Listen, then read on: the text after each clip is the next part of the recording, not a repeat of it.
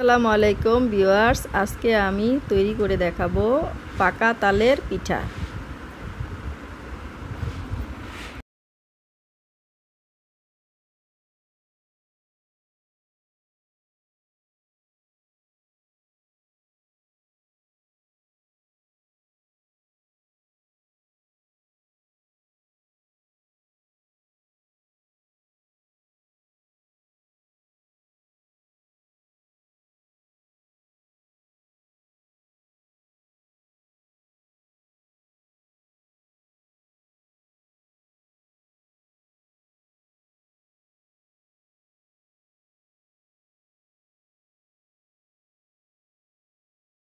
খুব সহজেই তালের পিঠা করে দেখাবো। তালের পিঠা করতে আমার যা যা লাগছে তা আমি এখন দেখাচ্ছি। পিঠা করতে অবশ্যই নারকেল লাগবে, তাই আমি আধা কাপ পরিমাণের কোরানো নারকেল নিয়েছি 1 কাপ পরিমাণের চালের গুঁড়া, নিয়েছি 1 কাপ পরিমাণের চিনি।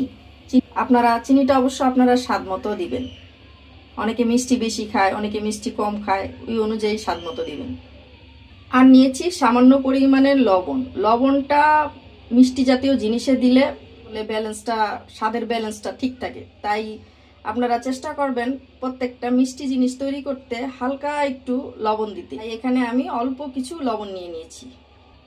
এখন আমি তালের মিশ্রণটিতে এক এক করে সবগুলো উপাদান মিশিয়ে নিব।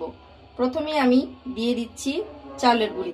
চালের গুঁড়িটি এখন আমি তালের সাথে ভালো করে মিশিয়ে নিচ্ছি। এই যে চালের গুঁড়িটি আমার সুন্দরভাবে মিক্স হয়ে গেছে। এখন আমি এখানে চিনি দিয়ে দিচ্ছি। চিনিটা আমি অল্প অল্প করে দিচ্ছি, অর্ধেক চিনি দিলাম। আর এটা ভালো করে মিশিয়ে নিচ্ছি। চিনিটা চেক করে তারপরে আমি আবার মিষ্টিটা অ্যাড করব। এখানে আমি একটু লবণও দিয়ে দিচ্ছি।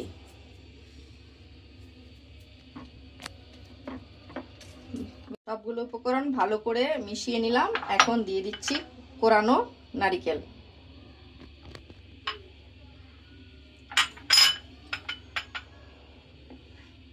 নারকেলগুলো আমি ভালো করে মিশিয়ে আধা ঘন্টার জন্য রেস্টে রেখে পর আমার এই যে তালের খামিরটা এরকম থিকনেস হয়েছে।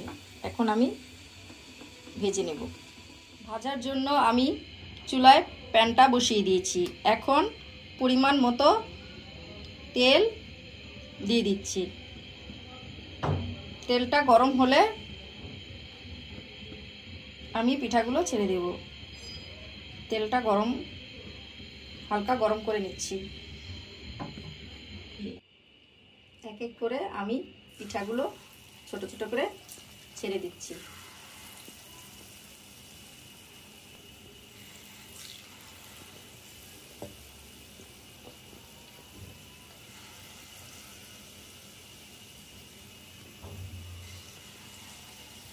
সবগুলো পিঠা আমার দেওয়া হয়ে গেছে। এখন আমি এক পিঠ ভাজা হলে অপর পিঠ উল্টিয়ে দিচ্ছি।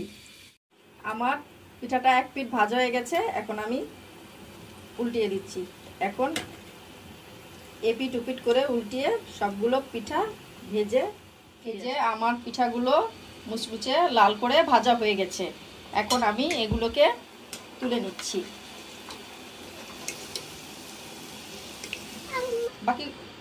বাকিগুলো সেগুলো আমি এই যে তৈরি হয়ে গেল আমার মজাদার তালের পিঠা বা বড়া।